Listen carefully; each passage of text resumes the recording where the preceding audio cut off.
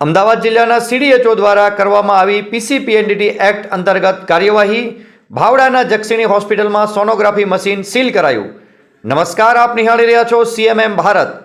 District appropriate authority PCPNDT act અને મુખ્ય જિલ્લા આરોગ્ય અધિકારી અમદાવાદ ડૉક્ટર શૈલેષ પરમાર દ્વારા અમદાવાદ જિલ્લાના દસક્રોઈ તાલુકામાં આવેલ ભાવડાની જક્ષિણી હોસ્પિટલમાં રેડ કરવામાં આવી હતી અને PCPNDT એક્ટના ભંગ બદલ એક સોનોગ્રાફી મશીન સીલ કરવામાં આવ્યું હતું.